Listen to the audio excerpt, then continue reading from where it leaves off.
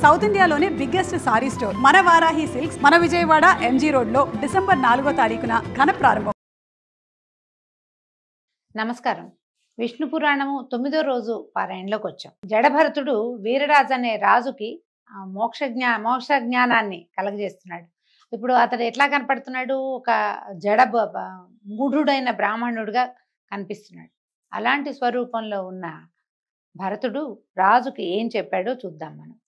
అయితే నువ్వు సిబికెక్కావు, ఇది దారువా వృక్ష అంటే కర్ర చెట్ట, దారు అయితే నిన్ను దారు ఎక్కావని అనరు. ఇది వృక్షం అంటావా వృక్షం ఎక్కావనరు. ఇది ఇప్పుడు దారు చాలా చెక్కలతోటి తయారు చేయబడింది కాబట్టి దీనికి శిబిక అని పేరు. అప్పుడు నేను శిబికారూఢుడు అనాలి. నువ్వు మనం ఎలా ఉన్నాము అనే దాన్ని బట్టే అవతల వాళ్ళు మన ఏదైనా అంటారు. కానీ మనం అది ఎంతో కాలం అలా ఉండవు. ఇప్పుడు నువ్వు ఒక అందలం ఎక్కితే అందలం ఎక్కిన వాడు అంటారు, దిగాక నిన్ను అందలం ఎక్కిన వాడని అనలేరు కదా. అప్పుడు నువ్వు ఎక్కడుంటే అక్కడ. అలాగే ఆత్మ ఎక్కడుంటే ఆ పేరుతోటి పిలువబడుతుంది. చరాచర పదార్థాలన్నీ లోక సౌజ్ఞ చేతే మనకి భిన్న రూపాలుగా కనిపిస్తాయి. ఇప్పుడు ఒకే చెక్క ఒక చెట్టు నుంచి తయారు చేసింది ఒకటి బల్ల అవుతుంది, ఒకటి కుర్చీ అవుతుంది, ఇంకొకటి పీట అవుతుంది. ముక్కాలు పీట అవ్వచ్చు, 4 కాళ్ళ పీట అవ్వచ్చు. కానీ ఈ పీటకి మూలాధారం ఏమిటి? దారువు. ఆ దారువుకి మూలాధారం వృక్షం. కానీ పేర్లు ఎట్లా మారినాయి? అలాగే మనం కూడా అంతే, మానవులు కూడా అంతే. ఏ కాలంలోనూ ఎలాంటి మార్పుని పొందనిది ఆత్మే. దానికి బాల్యం లేదు, వృద్ధాప్యం లేదు. శరీరానికే అవన్నీ ఉంటాయి. ఇప్పుడు మన తల్లిదండ్రులకి మనం కొడుకు, కొడుకులకి నువ్వు తండ్రివి, భర్తకి భార్యవి లేదా భార్యకి భర్తవి, ప్రజలకి రాజువి. నువ్వెవరు? భార్యని భర్తని అని చెప్పామనుకోండి, మరి కుమారులకి తండ్రివి. ఒకే నేననే పదార్థము ఇన్ని రకాల పేర్లతోటి ఎట్లా పిలువబడుతోంది? ఎలా జరుగుతోంది ఇట్లా? ఇప్పుడు నువ్వు అహం నేను అని చెప్పుకుంటాం. ఈ నేను అనేది ఇందులో చెవి నువ్వా, ముక్కు నువ్వా, కాలు నువ్వా, పొట్ట నువ్వా, ఏది నువ్వు? ఇవన్నీ కలిపితే నువ్వు. పోనీ నువ్వేమైనా శాశ్వతంగా ఉంటావా? క్షణం తిరిగితే ఏమవుతామో తెలియదు. ఆ తర్వాత ఈ నేను అని చెప్పుకున్నటువంటి శబ్దం ఏ శరీరం నుంచి వచ్చిందో ఆ శరీరము పోతుంది, శబ్దము పోతుంది. ఇలా వివరంగా మాట్లాడాడు. ఇప్పుడు సోహం అనేది ఎలా అన్వయిస్తుంది అంటే రాజు ఆశ్చర్యపోయాడు. ఇదంతా నేను ఆలోచించలేదు. అయితే నేను నీ తాత్వికోపన్యాసం వల్ల నా మనసు పరిపరి విధాలుగా పరిగెడుతోంది. ఈ వికారాన్ని పోగొట్టు. వివేకానికి సంబంధించి నువ్వు చెప్పింది ప్రపంచంలో ప్రతివాడికి అన్వయించుకునేదే ఇది. అయితే పరమార్థమైనటువంటి శ్రేయస్వరూపం నాకు తెలియాలి. ఈ పరమతత్వ బోధకుడైన కపిల మహాముని అడిగి తెలుసుకుందామని బయలుదేరాను. నువ్వు కూడా అంతటి వాడుగానే నాకు అర్థమవుతున్నావు. ఇప్పటిదాకా నేనెవరు అన్న ప్రశ్న నాకు రాలా. మోక్షాన్ని సాధించాలని ప్రతి వాళ్ళు అంటుంటే ఇదేమిటి రోజు ఇలాగే ఉంటున్నావు, ప్రతిరోజు ఇదే పని చేస్తున్నావు, ఇంతే ఉంటున్నావు, ఇంకో రకంగా ఉండట్లేదు, అదేదో తెలుసుకుందామని బయలుదేరాను. నిన్నే నేను ఆచార్యుడిగా భావిస్తాను, అనుగ్రహించి నా కోరిక తీర్చమని అడిగాడు. అయితే ఈయన ఇంకా ఇందులో ప్రశ్నలు మార్చాడు చూడండి. ఓ రాజా, పరమార్థం గురించి చెప్పాలా, శ్రేయస్సు గురించి చెప్పాలా? శ్రేయస్సు పరమార్థం ప్రదం కాదు. శ్రేయస్సు యొక్క లక్షణాలు పరిపరి విధాలుగా ఉంటాయి. ఇష్టదైవాన్ని ఆరాధించి అభీష్ట సిద్ధిని పొందటం శ్రేయం అంటే అది.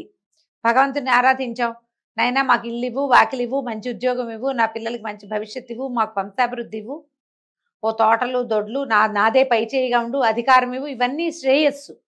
ఇవి కాదు పరమార్థాలు. అయితే రాజ్యభోగాలు, ధనధాన్యాలు, సతీసుతులు, బంధుమిత్రులు ఇలాంటివి పొందడం పరమార్థం ఎట్లా అవుతుంది? ఇది పరమార్థం కాదు, కేవలం శ్రేయోదాయకమే. యజ్ఞం చేసి దానికి ఫలితంగా స్వర్గానికి వెళ్ళటం కూడా పరమార్థం కాదు. యోగమూలంగా పరమధ్యానం చేస్తే అప్పుడు జీవుడు పరమాత్ముడు ఏకమవుతారు. పరమాత్మ దర్శనానికి హేతువు ధ్యానం. కొందరు ధర్మ ప్రధానంగా ధన వ్యయం చేస్తారు, దాని చేత వాళ్ళకి ధర్మం లభిస్తుంది. కొందరు ఏవో కోరికలు ఫలించాలని ధనద్వయం చేస్తే వాళ్ళకి సిద్ధించేదేంటి? కామ్యం. మనం లలితా సహస్రనామం పారాయణం చేస్తాము, ఏదో ఒక మనసులో ఒక కోరికతోటి, అది కుదురుతుంది. నిష్కామంగా లలితా సహస్రనామ పారాయణ చేసే వాళ్ళు ఎవ్వరూ ఉండరు, ఏదో ఒకటి ఉంటుంది. అయితే ఇలా తర్కిస్తే ఇవన్నీ కర్మ సంబంధాలే అవుతాయి కానీ పారమార్థికాలు కావు. ఇవన్నీ మనకి ఏదో కావాల్సింది, పరలోక సుఖాన్ని ఆశిస్తూ లలితా సహస్రనామం చేసినా అది కూడా శ్రేయస్సే, కానీ పారమార్థికం కాదు. అసలు ఏది వద్దు అని చేయగలగాలట. అలాగే వేదాలు చెప్పిన చొప్పున యాగాలు చేస్తే అవి కూడా పరమార్థం కాదు. కేవలం కర్మఫల ప్రదాలుగా కర్మ చేసిన దానికి ఫలితం లభిస్తుంది. ఘటానికి కారణం మన్ను, ఘటం కార్యం అది మన్నే అవుతుంది, కానీ మరేమవుతుంది, ఒక కుండ చేసాము దానితోటి దాన్ని ఏమంటారు, కారణం మట్టి, ఆ మట్టితోటి కుండ చేసాం, ఈ కుండ కార్యం అవుతుంది, అది మన్నే అవుతుంది, కానీ కుండ అయితే మాత్రం మట్టి కాదు, మట్టే కదా. కుండ అని పేరు పెట్టాం, కానీ అది దేంతో నిర్మించబడింది, మన్నుతోటే, అది మట్టే, అది మట్టిలోనే కలుస్తుంది. ఈ రీతిగా చేసే యజ్ఞాలు అంతరించేవే కానీ స్థిరాలు కావు. మరి వాటిని పరమార్థికాలుగా ఎలా నిర్ణయించగలుగుతాము? దేశకాలాలకు అధీనములై కర్మల వల్ల పట్టే ఫలితాలు నీటి బుడగల్లాగా అంతరించిపోతాయి, కానీ వాటిని పరమార్థ రూపంగా చెప్పలేము. పరమార్థ రహస్యాన్ని సూక్ష్మంగా చెప్తారు. ఇది కొంచెం పెద్ద మ్యాటర్ కదండి, కానీ సూక్ష్మంగా చెప్తానంటున్నారు. పరమార్థ తత్వం నిత్య శుద్ధం, ఒంటరిగా ఉండి అంతటా వ్యాపించి ఉంటుంది, శాశ్వతమైన సుఖస్థితిని కలిగిస్తుంది, కైవల్యమునందు విహరిస్తూ ఉంటుంది, మాయకి అతీతము, నిర్గుణము, జననము మరణము లేనిది, పేరు జాతి తన పెర భేదం లేకుండా అద్వైత రూపంగా ఉంటుంది. వాయువు వేణురంధ్రాలలో షడ్జాతి స్వరాల వివిధ గతులతో ఒప్పినట్టుగా ఒక్కొక్కప్పుడు అది భిన్నత్వాన్ని కూడా వహిస్తుంది. ఒకే గాలి చూడండి, ఫ్లూట్లో ఊదితే 36 రకాల గాలు ఏం లేవు, ఒక్క స్వరమే, ఒకటే, అది ఉన్న హోల్స్ నుంచి ఒక్కో దాంట్లో నుంచి ఒక్కొక్క స్వరం లాగా వినపడుతుంది. బ్రహ్మాది భేద రూపాలన్నీ పరమాత్మనివే కానీ వేరుగా చెప్పదగినవి కాదు. బాహ్య అభ్యంతర ప్రవృత్తుల వల్ల ఆ ఏక పదార్థానికి రూపభేదాలు కలుగుతాయి. ఇది పరతత్వము, ఏకరూపం. ఇదంతా విని ఆలోచిస్తున్నాడు ఆయన.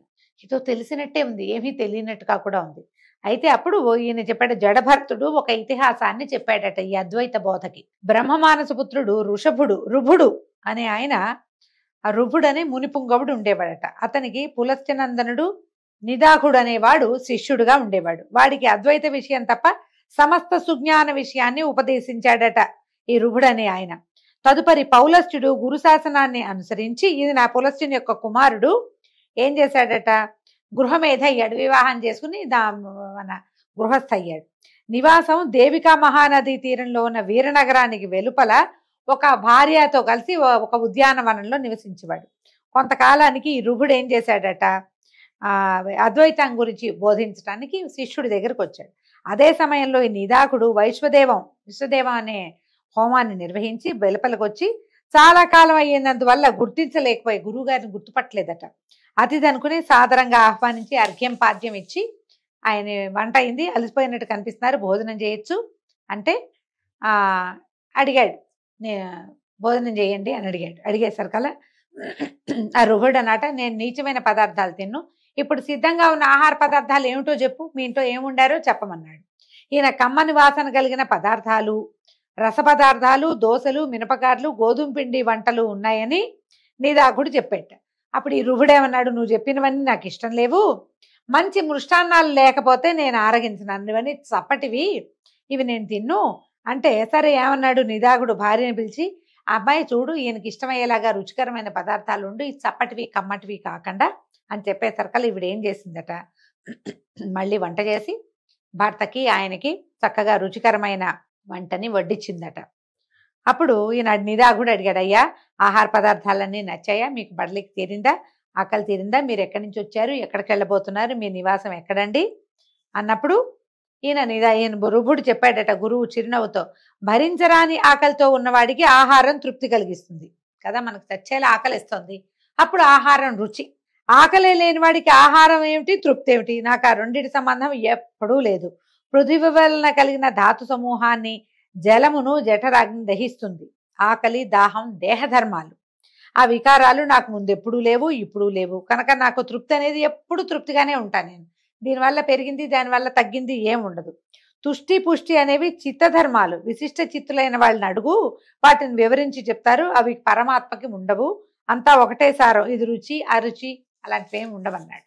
ఇక నువ్వు నేను మిత్రుడు శత్రుడు అనే విచక్షణ లేక సర్వము అచ్యుత స్వరూపం అనేలాగా ప్రవర్తించు, ఐహిక వాంఛలకు మనసు ఇయ్యకు అని చెప్పగా నిదాకుడు అడిగేటట, అయ్యా నువ్వెవరు, నీ పేరేమిటని అడిగితే, ఓరి నేను నీ గురువుని, నిదాయమైన రుభుడని, ఆత్మతత్వాన్ని ఉపదేశించాను, సుఖివై ఉండు అని రుభుడు వెళ్ళిపోయాడు.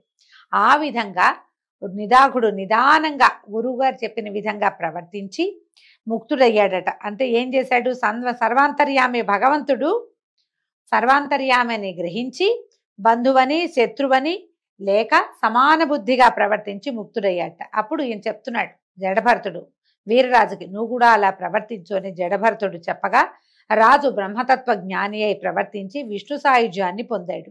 జడభరతుడు ఆ జన్మలోనే ఆత్మతత్వ జ్ఞాన బలంతో ముక్తి పొందాడు. ఈ జడభరతోపాఖ్యానం చదివినా విన్నా మోహభ్రాంతులకు చిక్కక ఆత్మజ్ఞానం కలిగి చరితార్థులవుతారు. ఇది విశేషమైన గాథండి, కొంచెం నిదానంగా వినవలసింది. ఇందులో కథ కంటే పరతత్వ జ్ఞాన బోధ ఎక్కువగా ఉంది. మనము శీతోష్ణాదులు అబ్బా చలిగా ఉందని వేడినీళ్ళ స్నానం, అబ్బా వేడిగా ఉందని చన్నీళ్ళ స్నానం చేస్తాం. రుచిగా లేదని పదార్థాలు వదిలేస్తాం. ఇందులో ఉప్పు ఎక్కువ, ఇందులో ఉప్పు తక్కువ, ఇలాంటి ఆలోచనలు చేస్తాం. అసలు రుచి అన్నది పాటించద్దు.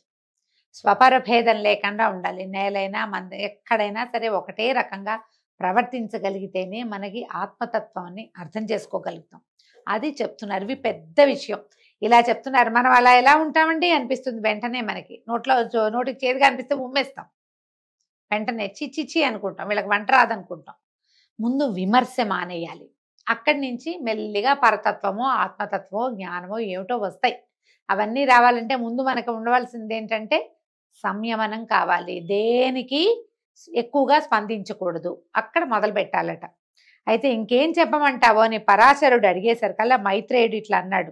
మన్వంతరాలు, మనుపుత్రులు, దేవతలు, సప్త ఋషులు, ఆ కాలాలలో ఇంద్రులు, వాటి చరిత్రలు చెప్పమని అడిగాడు. గడిచినవి రానున్నవి అయినటువంటి చతుర్దశ మన్వంతరాల చరిత్ర చెప్తామంటున్నారు. ఏమిటో ఇది చాలా విశేషంగా ఉంటాయండి. స్వయంభువ, స్వారోచిష, ఉత్తమ, తామస, రైవతక, చాక్షుషాలనే 6 మన్వంతరాలు చెల్లిపోయినాయి. స్వయంభువము, స్వారోచిషము, ఉత్తమము, తామసము, రైవతకము, చాక్షుషము ఇవి వెళ్ళిపోయినాయి. ఇప్పుడు వర్తమానం వైవస్వత మన్వంతరము. రోజు నిత్య పూజకి ఎవరైతే సంకల్పం చెప్పుకుంటారో వైవస్వత మన్వంతరే అని చెప్పుకుంటాం. మనం ఉన్న మన్వంతరం పేరు వైవస్వతం. కల్పాంత కథల వల్ల స్వయంభువ మన్వంతర చరిత్ర నువ్వు విన్నావు. ఇప్పుడు స్వారోచిష మన్వంతర కథ చెప్తానని చెప్తున్నారు. స్వారోచిషం అంటే 2వ మన్వంతరం. మన ముందున్న మన్వంతరం ముందు చాలా ముందుంది, దాని గురించి చెప్తానంటున్నారు. ఇప్పుడు ఇంద్రులు మారిపోతారండి ప్రతి మన్వంతరానికి. దీనికి చెప్తున్నారు. స్వారోచిష మన్వంతరంలో పాండవాదులు సురలు, వాళ్ళు దేవతలట. విపస్నిప్తుడు అనేవాడు ఇంద్రుడిగా ఉన్నాడు. ప్రాణవాత, అగ్నివృష, స్వరస్తంభక, ఊర్జకులు అనేవారు సప్తర్షులుగా ఉండేవాళ్ళు. ఋషులు మారిపోతారు మన్వంతరంలో. ఆ చైత్ర, చిత్ర, మదన, కింపురుషాదులు ఆ మనువు యొక్క కొడుకులుగా ఉండేవారట. ఉత్తమ మన్వంతరంలో తర్వాత మన్వంతరం సంగతి చెప్తున్నారు. సుశాంకుడు అనేవాడు ఇంద్రుడు. సుధాముడు మొదలైన 12 గణాదులు దేవతలుగా ఉన్నారు. మునుపు ఇంతకుముందు చెప్పారు వశిష్ఠ నందనులు 7 సప్తమహర్షులుగా ఉన్నారు. 4వ మనువు తమసుడు, అతని మన్వంతరంలో శిబి ఇంద్రుడుగా ఉన్నాడు. ఇవి మారుతూ ఉంటారు. మనకి భవిష్యత్ బ్రహ్మ ఆంజనేయుడు అని చెప్పుకుంటాం మనం. భవిష్యత్తులో బ్రహ్మదేవుడు ఎవరంటే మనకి ఆంజనేయుడు భవిష్యత్ బ్రహ్మ. ఇది తెలుసు కదా చాలా మందికి. ఎందుకంటే మనకు చూడండి ఊరూరా గమనించండి, విపరీతంగా ఆంజనేయ దేవాలయాలు వెలుస్తాయండి. ఆయన భవిష్యత్ బ్రహ్మ అవటం వల్లే ప్రతి చోట ఆయనకు ఒక దేవాలయం, రోడ్డు మీద నుంచుని కనపడతాడు ఆంజనేయుడు. ఏమీ ఉండదు, ఒక గుడి గోపురంగా ఉండదు. ఒక విగ్రహ ప్రతిష్టాపన చేస్తారు, కొబ్బరికాయలు కొడితే కొట్టినట్టు లేకపోతే లేనట్టు, ఎవరైనా సింధూరం రాస్తే రాసినట్టు లేకపోతే లేనట్టు. పూజాధికాలు లేకుండా కూడా ఆంజనేయుడు వెలవటం విశేషంగా కనపడుతుంది మనకి. రాబోయే మన్వంతరంలో భవిష్యత్తుకి బ్రహ్మ ఆంజనేయుడట. అట్లాగే ప్రతి మన్వంతరంలోనూ ఇంద్రుడు, బ్రహ్మ వీళ్ళందరూ మారుతూ ఉంటారనమాట. ఇక్కడ 4వ మనువు తమసుడు, అతని మన్వంతరంలో శిబి అనే చక్రవర్తి కథలు చెప్పుకున్నాం మనం. ఆ శిబి చక్రవర్తి ఇంద్రుడుగా ఉంటాడు. హరసత్య రూపాదులు సురలు. తర్వాత కావ్య, చైత్ర, పృథుకావ్య, వర్ణ, అగ్ని, పీవర, జ్యోతి ధాతువులే సప్తర్షులుగా మారుతారు. ఖ్యాతిజ, అనుజంఘాదులు ఆ మనువు యొక్క కొడుకులుగా ఉంటారు. వాళ్ళు ధర్మాత్ములు, అనేక క్రతువులు చేసిన వారుగా ఉన్నారు. తర్వాత రైవత మన్వంతరంలో విభుడు అనేవాడు ఇంద్రుడు. అమితాభులు దేవతగణాలు. తర్వాత ఊర్ధ్వబాహుడు, దేవబాహుడు, హిరణ్యరోముడు, వేదవంశుడు, ధామకుడు, శ్రీమంతుడు, పర్జన్యుడు అనేవాళ్ళు సప్తర్షులుగా కనిపిస్తారు. బలబంధువు మొదలైనటువంటి భుజబలశాలులు మనునందనులుగా కనపడతారు. మనువు యొక్క సంతానమే కదా ప్రజోత్పత్తి చేసిన వాళ్ళు. మనువు ప్రియవ్రత మహిపతి విష్ణువును గూర్చి తపస్సు చేసి, మునుపు అంటే కాదు, ఇది కట్ చేయండి అమ్మా, మళ్ళీ చెప్తున్నాను. మునుపు పూర్వకాలంలో ప్రియవ్రతుడు అనేటువంటి మహీపతి విష్ణువుని గూర్చి తపస్సు చేసి స్వారోచిషుడు మొదలైనటువంటి 4 కొడుకులకి తండ్రి అయ్యాడట. అతని తపోమహిమ చేత వాళ్ళు మనువులై భూపతులయ్యారు. రాజవంశాలు వాళ్ళ వల్ల వెలిసిల్లినాయి. ఈ ప్రియవ్రతుడు ఎవరు? ఉత్తానపాదుడు ప్రియవ్రతుడు కథ చెప్పుకున్నాం. ఉత్తానపాదుడి కుమారుడు మన ధ్రువుడు కదా. ప్రియవ్రతుడు ఇక్కడ ఈ నలుగురు మనువులకి తండ్రిగా ఉన్నాడు. తర్వాత 6వదైన చాక్షుష మన్వంతరం నందు మనోజవుడు ఇంద్రుడిగా ఉన్నాడు. పృథుక రేఖాదులు దేవతలుగా ఉన్నారు. సుమేధాదులు సప్తఋషులు, పూర్వు మొదలైన వాళ్ళు ఈ మనువు యొక్క కుమారులుగా ఉన్నారట. ఇప్పుడు వర్తమాన మన్వంతరంలో ఇప్పుడు మనం దీంట్లో ఉన్నామో వైవస్వత మన్వంతరంలో ఎవరున్నారు? సూర్యనందనుడైన వైవస్వతుడు, వివస్వాన్ అని చెప్తారు సూర్యుడికి పేర్లు. ఆదిత్య హృదయంలో వస్తుంది కదా, ఖగ పూష గభస్తిమాన్ ఇలా వస్తుంది చూడండి. అందులో వివస్వాన్ అనే పేరుంది. అతని కుమారుడైన వాడే వైవస్వతుడు. అతడు రాజుగా ఉన్నాడు. పురంధరుడు ఇంద్రుడు, ఆదిత్యవసురుద్రాదులు దేవతలు, గౌతముడు, జమదగ్ని, కశ్యపుడు, అత్రి, భరద్వాజుడు, వశిష్ఠుడు, విశ్వామిత్రుడు అనేవాళ్ళు సప్తర్షులుగా ఉన్నారు. ఇక్ష్వాకువు, నాభాగుడు మొదలైనటువంటి 9 మంది మనువు యొక్క కుమారులు. వాళ్ళు వేర్వేరు వంశకర్తలై అశ్వమేధాది యజ్ఞాలు నిర్విఘ్నంగా చేసి సాటి లేని బలపరాక్రమాలతోటి సిరి సంపదలతోటి రాణించారు. ఇప్పుడు మనం సప్తర్షి మండలం ఇప్పుడు వీళ్ళు కనపడతారనమాట మనకి. ఇంతకు ఆధారము అప్రమేయమైనటువంటి విష్ణు శక్తి అని గ్రహించు. ఈ జరిగే కథలన్నిటికీ ఆధారము అప్రమేయమైనటువంటిది, ఏ రకమైన ఎల్లలు లేనటువంటి విష్ణువే దీనికి ఆధారం. శ్రీహరి వంశాలు ఆయా మన్వంతరాలలో రూపాలు ధరించి సాత్విక గుణాలతోటి జగాలను రక్షిస్తూ ఉంటాయి. సురలు, సిద్ధులు, ఆద్యులు, చరాచర భూతాలు, ఖేచరులు, భూచరులు, జలచరాలు, వనచరాలు, మృగాలు ఇలా జీవకోటి అంటే శ్రీ విష్ణుదేవుని విభూతిగా భావించు, సంభావించు అని చెప్పి అనాగత మన్వంతర విషయం గురించి చెప్పబోతున్నారనమాట.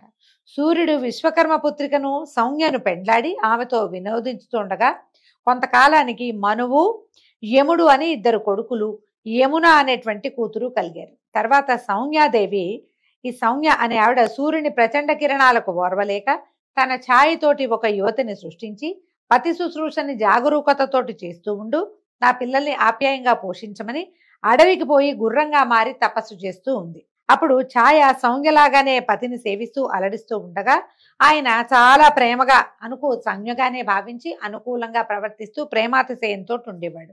కొంతకాలానికి ఛాయకి మనువు, శనైశ్వరుడు అనేటువంటి 2 కుమారులు, తపసి అనే కూతురు కూడా పుట్టారు. అయితే తపసిని తపతి అనే పేరుతోటి కూడా చెప్తారు. అయితే ఈ ఛాయ తన పిల్లల్ని చూస్తున్నట్టుగా తన పైనున్న 3 పెద్ద పిల్లల్ని చూడకపోవటం గమనించి ఒకనాడు కోపావిష్టుడైన ఈయన కేకలేశాడు.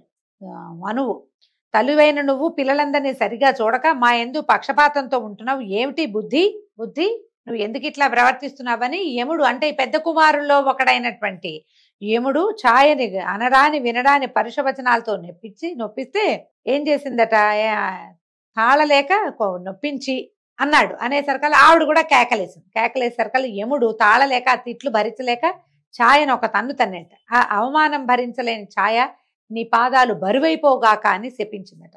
మర్నాడు సూర్యుడు వికృతంగా బరువుగా లావుగా వాచిపోయి ఉన్నటువంటి ఈ యముడి పాదాలు చూసి ఏమిటా నాయన నీ పాదాలు ఇలా ఉన్నాయి అని సూర్యుడు ప్రశ్నిస్తే, నాయన నువ్వు కర్మసాక్షి అని అందరూ అంటారు, కానీ మన ఇంట్లో ఏం జరిగిందో నీకు నేను చెప్పాల్సి వస్తుంది, నువ్వు అడిగావు కాబట్టి నేను చెప్తున్నాను. అమ్మలాగానే ఉన్న ఈమె అన్నదమ్ములైన మమ్మల్ని సమదృష్టితో చూడకుండా వాళ్ళని వేరేగా మమ్మల్ని వేరేగా చూస్తుంటే నేను అడిగాను, నేను గట్టిగా ప్రశ్నించా, నేను దుర్భాషగానే అడిగా. ఆమె నన్ను నానా దుర్భాషలు ఆడింది. నేను భరించలేక తన్నేను. ఆమె మా అమ్మలాగా కనపడుతోంది కానీ అమ్మలాంటి ప్రవర్తన ఈమెకు లేదు. ఈమె ఎవరో మాయలాడి తెలుసో తెలియకో కొడుకులు ఏమైనా ఉంటే తల్లి పిల్లల్ని ఓదారుస్తుంది, దగ్గరికి తీసుకుని సముదాయిస్తుంది, కానీ శపించదు. ఇది తల్లి గుణమేనా? నన్ను తన్నేనంది. నాకు ఈమె ఎందు తల్లి లాంటి భావన కలగటం లేదు. కాబట్టి నేను మనసాక్షిగా చెప్తాను, ఈమె తల్లి కాదు, నేను ఈమె కొడుకుని కాదు, చిత్తగించు, అంతా నీ ఇష్టం ఇంకా అని కోపంతో యముడు తండ్రికి చెప్పాడు. ఈమె తల్లిలాగా ప్రవర్తించట్లేదు. సూర్యుడు ఛాయాదేవిని అప్పుడు పరిశీలనగా చూశాడు. చూసి, కాంత ఎవరు నువ్వు? యమునిపై అంత నిర్దయగా ప్రవర్తించవు. ఏ కన్న తల్లైనా ఇట్లా శపిస్తుందా? ఏం కారణం? నువ్వు మాయలాడివని అనుకోవాల్సి వస్తుంది, ఉన్నట్టు చెప్పు, ఏం జరిగిందో చెప్పంటే అప్పుడు ఛాయ ఇప్పుడు చెప్పిందనమాట. పద్మబాంధవ, నేను సౌమ్యని కాను, నా పేరు ఛాయ. ఆమె తన నీడని ఇలా నన్ను రూపసిగా చేసి ఇక్కడ నుంచోబెట్టింది, తన అడవికి వెళ్ళింది, తపస్సు చేసుకుంటానంది అని చెప్పేసరికి ఛాయ మాటలు విన్నటువంటి సూర్యుడు ఆమెనేమిని అనలేక యముని పాదాలు యథాపూర్వంగా ఉండేటట్టుగా అనుగ్రహించాడు. ఛాయ వల్ల సౌమ్యాదేవి ఎక్కడుందో, అరణ్య నివాసం ఎక్కడ చేస్తోందో తెలుసుకుని అక్కడికి వెళ్ళి గుర్రంలాగా మారి ఆమెని మోహపెట్టి వినోదంగా ఉన్నాడు కొంతకాలం. అక్కడే ఉండగా ఏమట వీళ్ళిద్దరికీ ఈ గుర్రం రూపాలతో ఉన్నటువంటి సూర్యుడు సౌమ్యాదేవి దంపతులకి అశ్విని దేవతలు రేవంతుడు జన్మించారు. తర్వాత సూర్యుడు సౌమ్యతో నిజ రూపానికి మళ్ళీ వచ్చి తన ఇంటి దగ్గర ఇంటికి వచ్చేసాడు. ఇంతలో విశ్వకర్మ స్పష్ట వచ్చి సౌమ్య బాధ సూర్యుడికి చెప్పి ఒప్పించి అతని కిరణాలని హస్తయంత్రంతో సానపట్టాడట. 1000 కిరణాల్లో నుంచి 8వ వంతు సానపట్టేసరికల్లా ఒకంత వేడి తగ్గిందనమాట. ఆ వేడి తగ్గి సౌమ్య సుఖంగా ఉండేదట. తర్వాత విశ్వకర్మ సానపట్టినప్పుడు ఏం చేశాడట, ఆ సానపట్టిన సూర్యకిరణాల రజనుతోటి శివునకు త్రిశూలము, విష్ణువుకి చక్రము, కుబేరుడికి ఖడ్గము, కుమారుడికి అంటే కుమారస్వామికి శక్తి, వివిధ ఆయుధాలు ఆయా దేవతలకి రూపొందించి ఇచ్చాడు. ఈ విధంగా వైష్ణవ తేజస్సు ఆయా దశలలో పలు విధాలుగా భాసిస్తూ ఉంది. కొంతకాలానికి సూర్యుని వలన సౌమ్యకు ఒక కుమారుడు ఛాయాశక్తితో సహా కలిగాడట. అతని పేరు సావర్ణి. ఇతను అన్ని విధాలా తన అన్నలకు సాటి అయినటువంటి లోకపావన మూర్తిగా జన్మించాడు. అయితే ఈ సావర్ణి ఏం చేశాడట, తపశ్శక్తితో విష్ణువు అనుగ్రహం కోరి మనువు కావాలని తపస్సు చేయటం మొదలుపెట్టాడట. రసాతలాధిపతి అయి ఉన్నటువంటి బలి ఇంద్ర పదవి కోసం వాసుదేవుణ్ణి ఆరాధిస్తున్నాడు. సుతపాది 20 గణాలు దేవగణాలు కావాలని తపస్సు చేస్తున్నారు. గాలవుడు, దీప్తిమంతుడు, పరశురాముడు, కృపాచార్యుడు, అశ్వత్థామ, కృష్ణద్వైపాయనుడు, ఋష్యశృంగుడు, సప్తమహర్షులు, నిర్మోహుడు, వీరబాహుడు మునగున్న వారు రాజులవుతారు. వాళ్ళు సావర్ణి కొడుకులు. ఇలాగా ఆ మన్వంతరం గడిచిన తర్వాత దక్ష సావర్ణి మన్వంతరం ప్రారంభం అవుతుంది. ఆ సావర్ణంలో మహావీరుడు అనేవాడు ఇంద్రుడు. ధార, మరీచి, సుధర్మ గర్భాదులు దేవగణాలుగా ఉంటారు. సవనుడు, భవ్యుడు, ధర్ముడు, ద్యుతిమంతుడు, దీప్తి, మేఘుడు, దీప్తకుడు, జ్యోతిష్మతి అనేవాళ్ళు సప్తర్షులుగా ఉంటారు. దివ్యకేతువు, మహాకేతువు మొదలైన ఆ మనువు కొడుకులు రాజులవుతారట. తదాదిగా బ్రహ్మసావర్ణి మంత్రం వస్తుంది. ఇంకా ఎన్ని మన్వంతరాలు మారతాయో చూడండి. దాని యందు శాంతి అనేవాడు ఇంద్రుడుగా, సుఖాత్ముడు, ధర్మాదులు 100 సురలుగా దేవులుగా ఉంటారట. సహ్యుడు, నాభాగుడు, సంతుక్తి, సత్యకేతువు మొదలుగా 7 ఋషులు, సుక్షేత్ర ప్రముఖులు, బ్రహ్మసావర్ణి కొడుకులు 10 మంది పరిపాలకులు అవుతారు. ప్రతి మన్వంతరంలోనూ ఇలా ఇంద్రుడు మారతాడు, మనువులు మారతారు, మను కుమారులు మారతారు, దేవతలు మారతారు, సప్తర్షులు మారుతూ ఉంటారు. తదాదిగా విష్ణు సావర్ణి మన్వంతరం, తర్వాత రుద్ర సావర్ణి మన్వంతరం వస్తుంది. ఈ విధంగా మనకి మన్వంతరాలు తిరుగుతుంటే మన్వంతరాలని బట్టి వీళ్ళందరూ మారటంతో మనం ఇప్పుడు వైవస్వత మన్వంతరే, కలియుగే ప్రథమ పాదే, జంబూద్వీపే, భరతవర్షే, భరతఖండే అని చెప్పుకుంటాం.